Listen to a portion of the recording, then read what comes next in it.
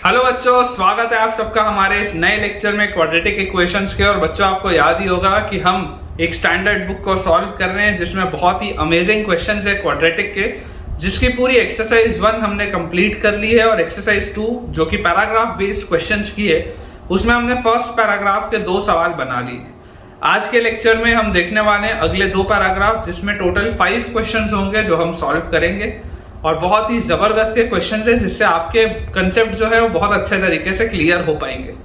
चलिए स्टार्ट करते हैं अपना आज का लेक्चर। लेकिन अगर आप में से कोई भी ऐसा बच्चा है जिसको थ्योरेटिकली उतना कॉन्फिडेंस नहीं है, जिसे ऐसा लगता है कि मुझे थ्योरी में प्रॉब्लम है, थ्योरी में वर्क करने की ज़रूरत है, तो आप सब इस प्लेलिस्ट को रेफर करें। इस प्लेलिस्ट में सारा कंटेंट अवेलेबल है, फ्री ऑफ कॉस्ट अवेलेबल है और जेई पर्सपेक्टिव से, जेई पॉइंट ऑफ व्यू से ही उसमें मैंने सारा बेटा कंटेंट आपके लिए पोस्ट किया है कि अगर आप सिर्फ उस प्लेलिस्ट को देख लेंगे, जिसका कि लिंक आपको नीचे डिस्क्रिप्शन बॉक्स पे भी दिखाई देगा, तो जितना भी आपको थ्योरम्स, जितने भी आपके पास कंसेप्ट्स होने चाहिए, जो फॉर्मूला होना चाहिए, जो सारे केसेस हैं, सब कुछ आपका कवर हो जाएगा। तो आप एक बार उस प्लेलिस्ट को भी जरूर देखें अगर आपको अपना थ्योरेटिकल नॉलेज और इंक्रीज करना हो। चलिए अपन स्टार्ट करते हैं अपने क्वेश्चन प्रैक्टिस के साथ। हमारे पास बच्चों जो सेकंड पैराग्राफ दिया हुआ है वो है क्वेश्चन नंबर 3 और 4 के लिए। ठीक है, सेकंड पैराग्राफ हमारे पास लिखा हुआ है question number 3 and question number 4। अपने लिए ये 2 सवाल दिए हुए हैं पैराग्राफ में। बोला जा रहा है कि a, b जो है वो रियल नंबर है other than 0। a, b is real number other than 0 और fx जो है, fx आपके पास एक फंक्शन दिया हुआ है which is ax² plus bx plus a। fx हमारे पास एक फंक्शन दिया हुआ है which is ax² plus bx plus a और ये फंक्शन सेटिस्फाई करता है f of x plus 7/4 is equal to f 7/4 minus x। ठीक है, ये इसको फॉलो करता है for all x belonging to real number. ठीक है, तो हमारे पास बोला जा रहा है also the equation fx is equal to 7x plus a, fx is equal to 7x plus a। ये जो इक्वेशन है आपके पास has only one real and distinct solution, only one real solution, ऐसा लिख लेते हैं, only one real solution। अब एक ही solution है तो distinct तो होगा ही, स्वाभाविक सी बात है, तो only one real solution यहाँ लिख लेते हैं।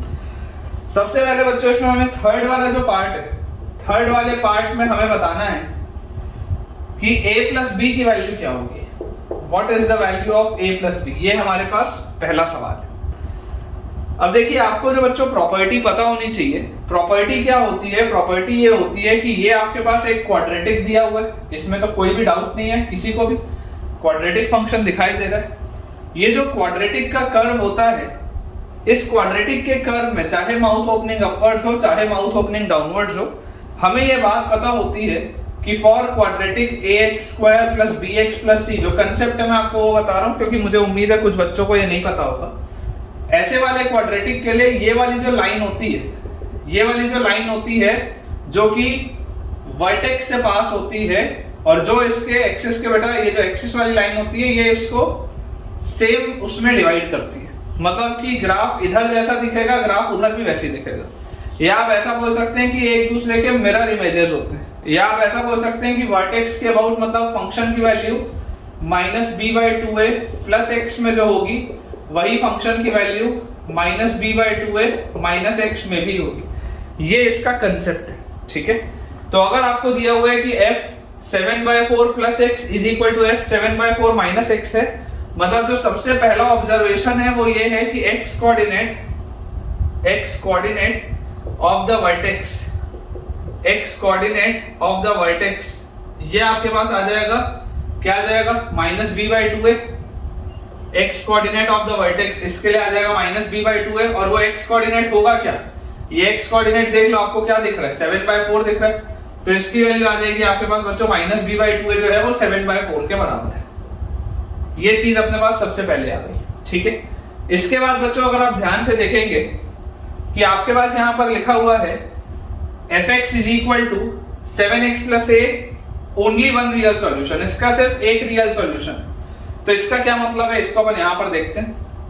फंक्शन fx क्या है, fx is ax² plus bx plus a is equal to, ये function is equal to 7x plus a, तो 7x प्लस a, ये जो आपके पास चीज आ रही है इसका सिर्फ एक रियल सॉल्यूशन है, मतलब यहां से आपके पास आ जाएगा ax square plus b times, या b यहां पर नहीं आएगा, plus x times b minus 7 is equal to 0। ax square plus x times b minus 7 is equal to 0, ये हमारे पास चीज लिखी है। क्लियरली आपको बच्चों देखो दिखाई दे रहा है कि अगर इसका सिर्फ एक रियल सॉल्यूशन है, ओनली वन रियल सॉल्यूशन, मतलब इसका जो डिस्क्रिमिनेंट होगा वो 0 होना चाहिए।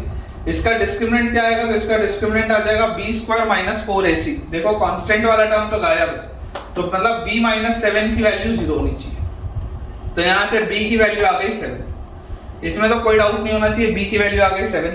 जैसी b की वैल्यू 7 आई, आप बच्चों 7 को अगर यहां पर पुट करेंगे, 7 से ये 7 कटेगा, ये 2 से ये 4 कटेगा, तो यहाँ पे 2 आएगा। तो क्लियरली आपको आता हुआ दिखाई दे रहा है a की वैल्यू -2 आ जाएगी। अब a मेरे पास है, b मेरे पास है, तो जरा सोच के देखिए क्या a प्लस b की वैल्यू मुझे दिखाई दे रही है 7 - 2 5 आ जाएगी क्या? ठीक है, तो अपने पास जो क्वेश्चन नंबर 3 था वो तो सॉल्व हो गया। इसका आंसर बच्चों अपने पास 5 आ रहा है और बिल्कुल अपन ने इसको ठीक सॉल्व किया है। बी ऑप्शन जो है क्वेश्चन नंबर 3 का, उसमें 5 आंसर दिया हुआ है। अब इसी पैराग्राफ में बच्चों जो फोर्थ क्वेश्चन हमारे पास दिया हुआ है, फोर्थ क्वेश्चन में हमारे पास लिखा है कि the minimum value of fx in close bracket 0 से 3/2। fx की मिनिमम वैल्यू क्या होगी 0 से 3/2 में? तो आप सबसे पहले देखिए a की वैल्यू -2 और b की वैल्यू 7 हमने निकाली। इसे हम जैसे यहाँ पर रखेंगे तो fx की वैल्यू आ जाएगी हमारे पास -2x square plus 7x -2। fx की वैल्यू आ जाएगी -2x square plus 7x -2। Clearly ये माउथ ओपनिंग डाउनवर्ड्स पैराबोला इस तरीके से, और इसका जो वर्टेक्स आपके पास आएगा, इसका वर्टेक्स हमारे पास कहाँ आ रहा है, वर्टेक्स का जो x कोऑर्डिनेट आएगा, वर्टेक्स का जो हमारे पास x कोऑर्डिनेट इसका आएगा दैट विल बी -b/2 है, मतलब -b/2 into a is -2, minus से माइनस जाएगा तो 7/4 आपके पास आता है, जो अपने को दिख भी रहा था, पिछले सवाल में दिया था। अब आपको बोला जा रहा है कि इसका आपको मिनिमम वैल्यू बताना है ना, मिनिमम वैल्यू बताना है इन क्लोज ब्रैकेट 0 से 3/2, minimum value in close bracket 0 से 3/2। तो बच्चों आप इस बात को समझिए कि ये जो 7/4 आपके पास लिखा हुआ है, ठीक है, यहां पर अपन देखो इस पैराबोला के लिए मैं आपको डिजाइन इसको करके बताता हूं। आप सबसे पहले ये देख लीजिए कि आपके पास इसका डिस्क्रिमिनेंट क्या आ रहा है। तो डिस्क्रिमिनेंट अगर आप देखेंगे तो b स्क्वायर और -4ac हम जैसी करेंगे तो b स्क्वायर आएगा 49 और 4 इंटू a इंटू c जैसी हम करेंगे तो d तो ग्रेटर देन 0 है, इसका मतलब इसके दो रूट्स तो हैं। 0 पर अगर आप इसकी वैल्यू देखोगे तो फंक्शन की वैल्यू 0 पर आपको -2 मिल रही है, तो ये भी कोई प्रॉब्लम नहीं है, 0 पे इसकी वैल्यू -2। 0 से लेकर 3/2 तक हमें बोला जा रहा है 7/4 जो है, 7/4 पे इसका x कोऑर्डिनेट है वर्टेक्स का, तो यहाँ पर आपके पास ये वाला जो है वर्टेक्स, ये आपका 7/4 पे है। अब आप मुझे बताइए 3/2 होता है 1.5, ठीक है, 3/2 होता है 1.5 और 7/4 अगर आप देखेंगे तो ये आपके पास आ जाएगा 1 पॉइंट और यहाँ पर 3 आएगा, तो 4 7 28 1.75 आना चाहिए, ठीक है। आप ध्यान से देख लीजिए, जैसे आप करेंगे तो यहाँ पर 30 आएगा, 30 आएगा तो 4 7 आएगा 28 और फिर 20 आएगा तो ये आ जाएगा 1.75। तो क्लियरली आपके पास ये जो 7/4 है 1.75 ये आगे होगा, 3/2 यहाँ पर कहीं पर होगा, इसमें तो कोई दिक्कत नहीं है। 3/2 देख लो छोटा है, 3/2 पहले होगा, 7/4 बाद में होगा।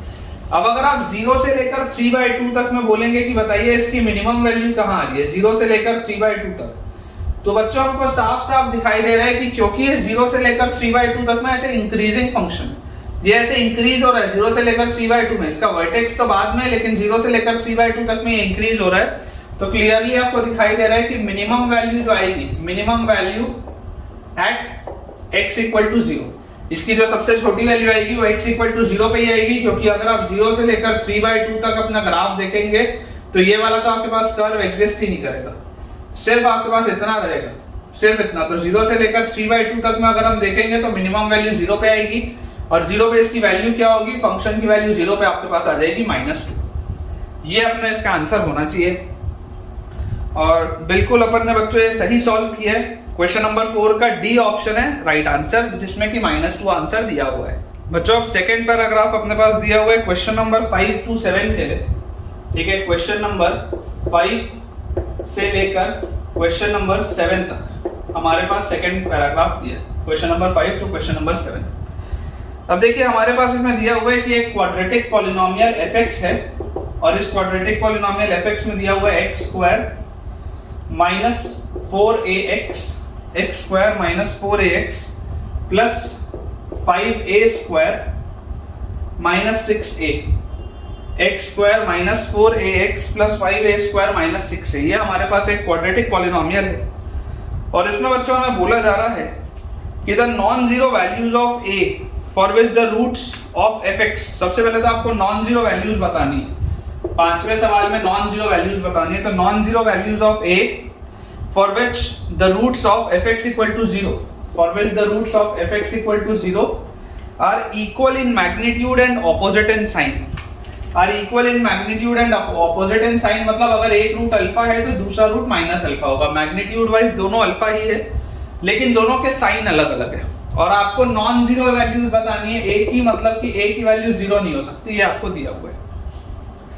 अब देखिए बच्चों, अगर आपको ये बोला जा रहा है कि एक रूट अल्फा है दूसरा रूट माइनस अल्फा है तो क्लियरली मुझे दिखाई देता है कि जो सम ऑफ जीरोस होगा, सम ऑफ जीरोस इसका क्या आएगा, जीरो आएगा। दोनों जीरोस का जो सम है वो जीरो आ रहा है। सम ऑफ जीरोस होता क्या है, माइनस बी बाई ए। तो माइनस बी बाई ए अगर हम करेंगे तो 4a बाय 1, इसकी वैल्यू आपके पास जीरो होनी चाहिए। तो यार a की वैल्यू तो जीरो आ रही है, इकलौती हमारे पास जो a की वैल्यू आ रही है वो जीरो आ रही है, लेकिन आपको बोला गया कि a तो जीरो नहीं हो सकता।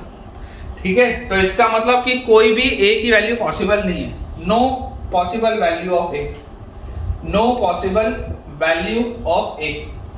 ठीक है, no possible value of a, क्योंकि अगर आप सम ऑफ जीरोस को जीरो करेंगे तो a की वैल्यू जीरो आ जाती है, लेकिन आपको क्वेश्चन में गिवन है कि a की वैल्यू जीरो नहीं होनी चाहिए। तो क्योंकि कॉन्ट्राडिक्शन आ गया इसलिए अब a की इसमें कोई भी वैल्यू पॉसिबल नहीं है इस केस में। ठीक है, तो अपने पास बिल्कुल सही है। फिफ्थ वाले क्वेश्चन का आंसर दिया हुआ है none of these, D option में है, तो no possible value of a is the right answer. इसी के आगे बच्चों अगर हम क्वेश्चन नंबर 6 देखें जो इससे ही रिलेटेड है, क्वेश्चन नंबर 6 में हमें दिया हुआ है कि the number of values of a for which the equation fx equal to 0 for which the equation fx equal to 0 has exactly one root equal to 0। बोला जा रहा है has exactly one root equal to 0, मतलब कि इसका एक root 0 है, दूसरा रूट नॉन जीरो है, पर इसका एक रूट 0 है, आपको ये बोला जा रहा है। अब जरा बच्चों सोच के देखिएगा, अगर इसका एक रूट 0 हो गया मतलब 100% प्रोडक्ट ऑफ रूट्स जो होगा, 100% प्रोडक्ट ऑफ रूट्स जो होगा वो 0 होना चाहिए। अगर आपके पास एक रूट 0 आ गया मतलब ये बात गारंटीड हो गई कि जो प्रोडक्ट ऑफ रूट्स होगा वो 0 ही होगा। अब अगर मैं प्रोडक्ट ऑफ रूट्स को 0 बोलता हूं तो प्रोडक्ट ऑफ रूट्स क्या होता है, c बाय a। तो c बाय a मतलब 5a square minus 6a bye a मतलब 1, इसकी वैल्यू होनी चाहिए 0। तो यहां से a common, 5a minus 6 is equal to 0 और a की वैल्यू हमारे पास आ जाएगी या तो 0 या तो a की वैल्यू आ जाएगी 6 बाय 5। ये दो पॉसिबिलिटी हमारे पास आती है। तो हमें बोला जा रहा है number of values of a for which exactly one root equals to 0। अब आप बच्चों एक चीज ऑब्जर्व करिए, सिर्फ एक ही रूट 0 होना चाहिए, सिर्फ एक रूट। अगर आप a की वैल्यू को 0 रख देंगे, अगर आप a की वैल्यू को 0 रख देंगे तो देखिए a की वैल्यू को 0 रखते ही fx क्या बन जाएगा, a की वैल्यू को 0 रखते ही fx आपके पास बन जाएगा, जैसे a 0 रखूंगा तो ये खत्म ये खत्म ये खत्म, fx बन जाएगा x स्क्वायर, और इस केस में इसके दोनों रूट 0 है, तो ये आपको रिजेक्ट करना पड़ेगा। समझ पा रहे हैं? आपको बोला जा रहा है एग्जैक्टली वन रूट इज 0, इसका सिर्फ एक ही रूट 0 होना चाहिए, दूसरा रूट नॉन जीरो होना चाहिए। अगर आप a की वैल्यू 0 रखते हैं तो इसके देखिए दोनों रूट 0 आ जाएंगे, इसलिए आपको इसको रिजेक्ट करना पड़ेगा और ये वाला आपका एक्सेप्ट हो जाएगा, क्योंकि जब आप 6/5 यहाँ पर रखेंगे तो 6/5 रखने पर इसका सिर्फ एक रूट ही 0 आएगा, दूसरा रूट नॉन जीरो आएगा। तो आपसे अगर पूछा जा रहा है number of values of a for which this equation has exactly one root as 0, तो इसका आंसर आ जाएगा 1 पॉसिबल वैल्यू ऑफ a। मैं यहां लिख देता हूं 1 possible value of a। I hope बच्चों आपको ये चीजें समझ में आ रही होंगी। ठीक है, इसका आंसर एक बार देख लेते हैं। तो अपन ने बिल्कुल सही सॉल्व किया है। क्वेश्चन नंबर 6 का बच्चों आंसर 1 दिया हुआ है जो कि बी ऑप्शन में था, और सिर्फ एक ही वैल्यू है a की जो पॉसिबल है, दैट इज 6/5। तो बच्चों आज के लेक्चर का लास्ट सवाल अब हमारे पास दिया हुआ है, इसी का जो 7th क्वेश्चन है। 7th क्वेश्चन में हमारे पास दिया है कि the largest integral value of a, the largest integral value of a for which the range of fx, range of fx हमको दिया हुआ है, रेंज ऑफ एफ एक्स, ये हमारे पास बच्चों दिया हुआ है -5 क्लोज से लेकर इंफिनिटी तक, है ना, for every real x, for all x belonging to real number. ये हमारे पास सवाल है। Largest integral value of A आपको बतानी है, जिसके लिए ये रेंज आएगा हमेशा। अब बहुत ऑब्वियस सी बात है कि क्योंकि ये माउथ ओपनिंग अपवर्ड्स पैराबोला है, तो इसका जो मिनिमम पॉइंट आएगा यहाँ पे आएगा, क्योंकि फॉर ऑल एक्स की बात हो रही है, कोई कंस्ट्रिक्टेड डोमेन तो है नहीं, पूरा का पूरा डोमेन है। तो इसका जो लोएस्ट वैल्यू होता है वो क्या होता है, -d/4a होता है। वर्टेक्स का x कोऑर्डिनेट होता है -b/2a, और वर्टेक्स का जो y कोऑर्डिनेट होता है वो होता है -d/4a। मतलब इसका मिनिमम वैल्यू आएगा -d/4a और इसका मैक्सिमम वैल्यू तो इनफाइनाइट आएगा, जो दिखाई दे रहा है।